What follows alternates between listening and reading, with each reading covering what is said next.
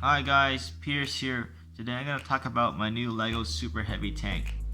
A Super Heavy Tank is basically a super buffed up heavy tank with a much larger gun and a lot more armor. This is usually paid at the expense of mobility. The first time you would probably hear about a super heavy tank is near the end of World War II. You got designs like a mouse and possibly the rat. But the rat was these designs were never put into mass production due to the cost, the logistical cost, and fuel cost, and just cost of construction. It's just very expensive to operate and build these vehicles. Yeah, so you got things like the mouse, which are like way bigger than the tiger. That thing had like a 128mm gun. The rat had a battleship turret with like 12-inch guns, battleship armor, I guess, and like it was planned to be powered by some sort of submarine engine. So you get the picture. It's starting to become like you're starting to add in like naval guns from battleship and like naval engines. So sometimes these things would be called like landships because they're just so powerful. Now, in terms of its actual usability, a super heavy tank is really not that friendly to logistics. It's not fuel efficient, and it's some might say putting too many eggs in one basket when you can buy a lot more cheaper medium tanks or heavy tanks. But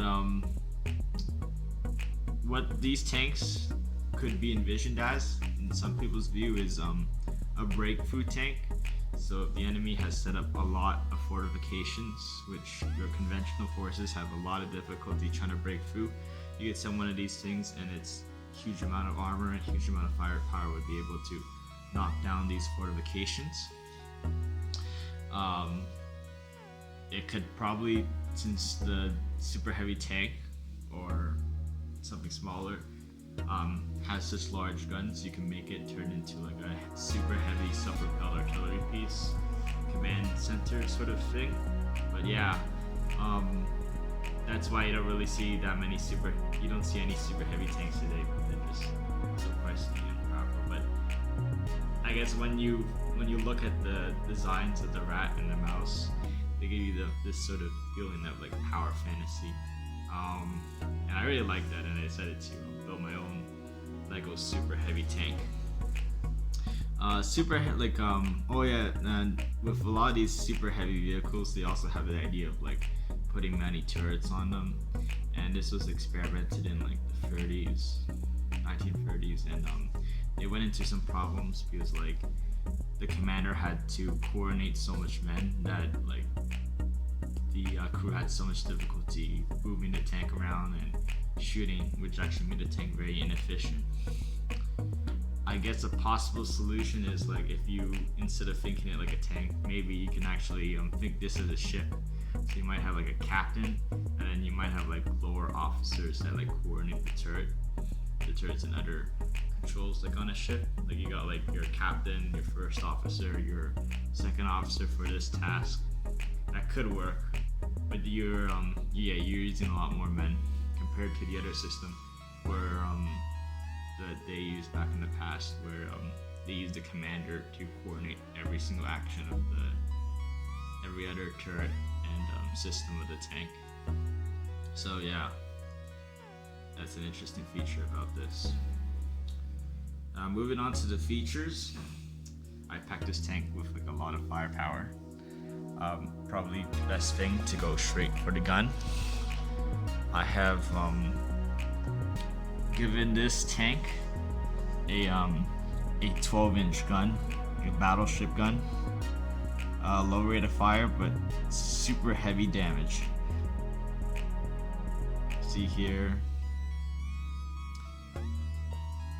And then you have a coaxial 25mm gun to support it, autocannon. The commander also has access to a turret mounted machine gun that can out like this to get out of the way, or just move in, elevate, depress. Yeah, you got your commander's hatch with like viewports over there. You got gunner's hatch over here with viewports too, aiming, computers, systems. Yeah. You also got a port here to eject loaded cases after the gun has fired. And yeah. Oh yeah, in addition to this tank is an RC tank, a remote control tank with Lego power function. So you see the big battery over here.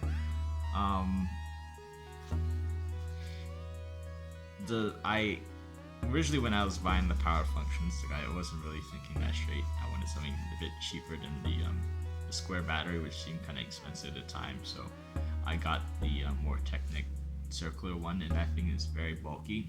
So when I'm trying to build these tanks, this super heavy tank, this giant tall battery would usually get in the way. So I decided to move the battery to the back and slant it in order to fit into the tank.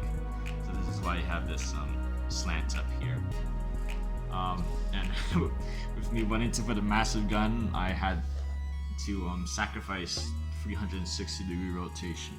So your tank could probably have like you can approximately have like a 180-degree rotation.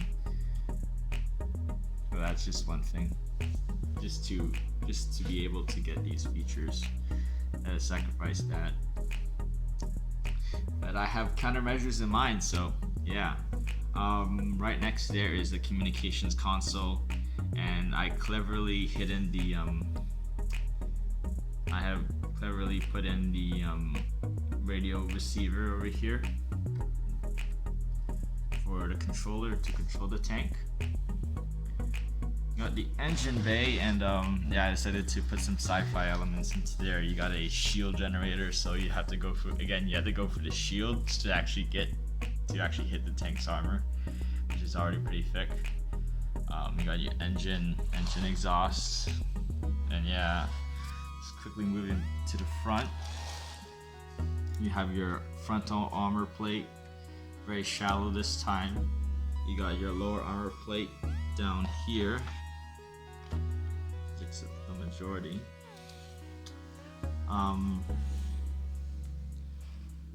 You also have lights here. I'll show you guys when I just finish with the other parts, but they do light up when you turn on the battery. Moving on to this side, I have put in a secondary turret. Yes, I also sometimes like to classify this as a land battleship, Landship, instead of a tank, because it's just so large, you know. As of all battleships, you need to have secondaries, so I have a secondary gun on here to cover the limited fire angles of the main gun.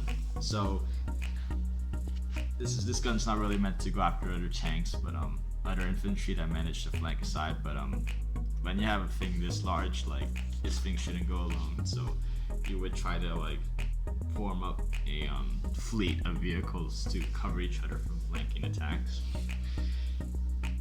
So this gun is more like a short 75mm gun with a machine gun. Compared to the other turret, you do have 360-degree rotation.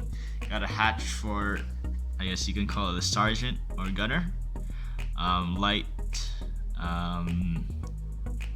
Another door where ammunition can be ejected. And yeah, this also has great depression and elevation. It's turret more akin to a what you would see on a ship, so a little bit mixed in with what you would see on a tank, so that's cool. Got more armor plate here. The suspension of this tank. There is actually no suspension.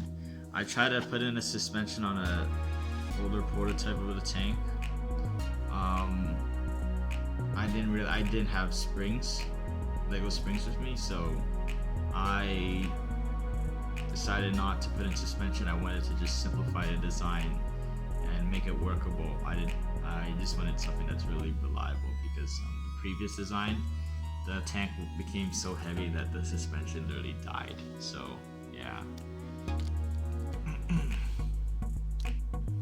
The motors powering this tank are medium motors, power function motors, and they take up a lot of space. Like I put them sideways because I really don't have those gear pieces to put them like this with the motor head facing this way or that way, which can make the size of the tank very large, even larger, like in terms of width, and I didn't want that. So I put one motor facing this way and I put one motor facing that way, and I just designed it in a way that these tracks look symmetrical, but the placement of the motors actually are different to still get the same effect.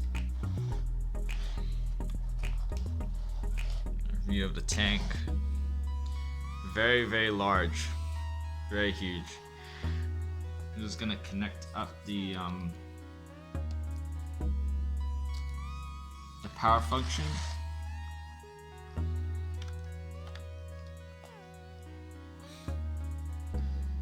And you can see the lights turning on for nighttime operations.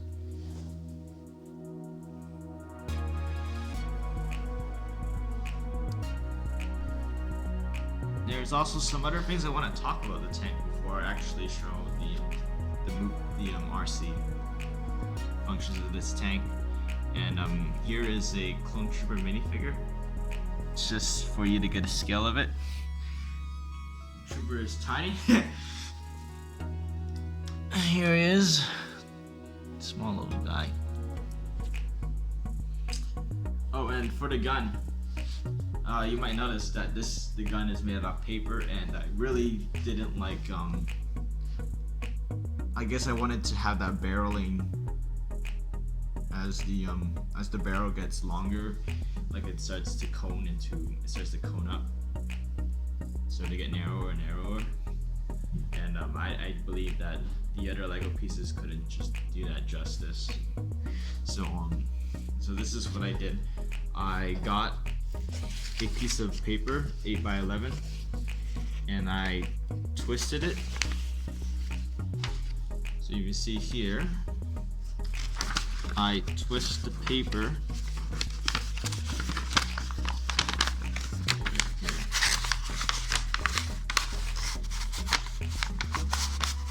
It also needs a piece of tape. Actually, a few pieces of tape, but yeah. So here you would roll up the paper like this, and then you would continuously turn on one side. See these little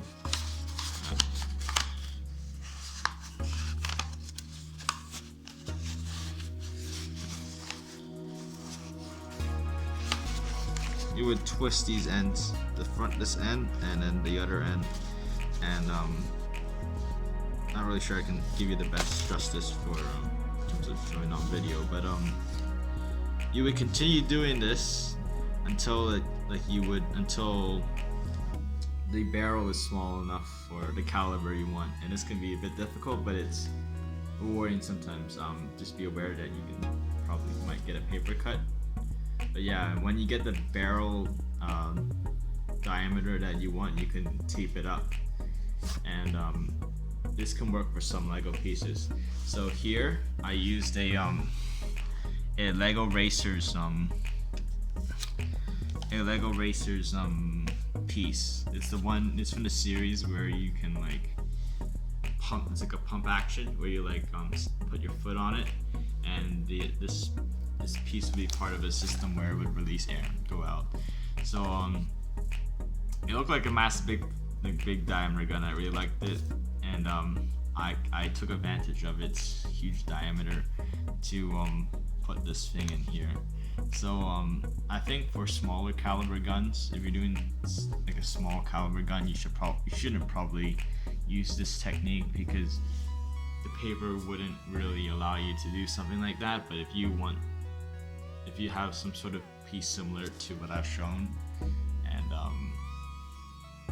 you want to replicate the effect of a much larger gun, this is actually a pretty decent method. Yeah. Okay, so here's my remote.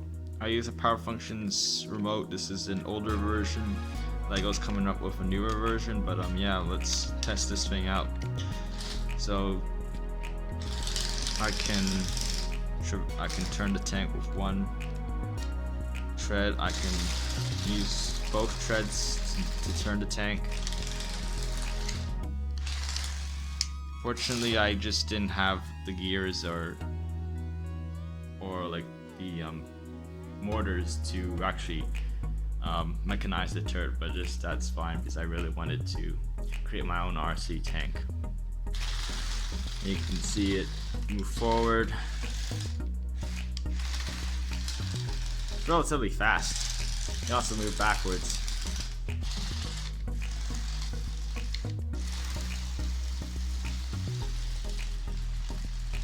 Now, this tank doesn't have suspension, but it sure can still navigate terrain.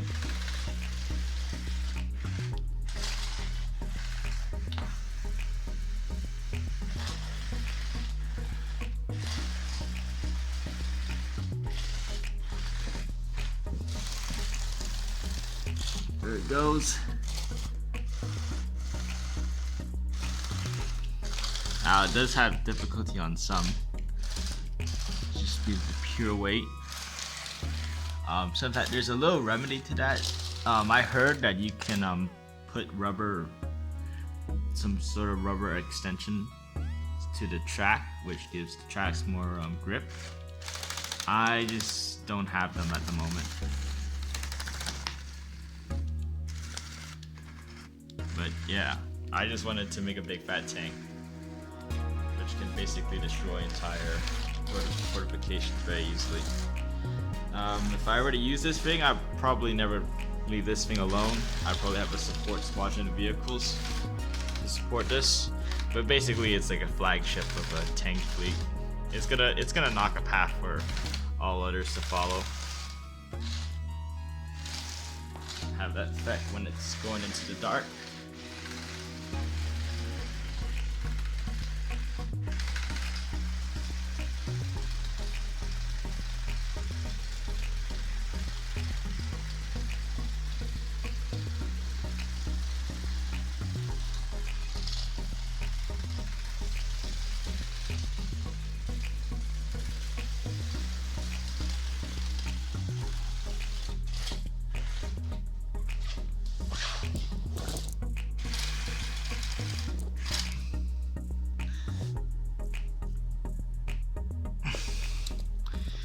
Looks really cool.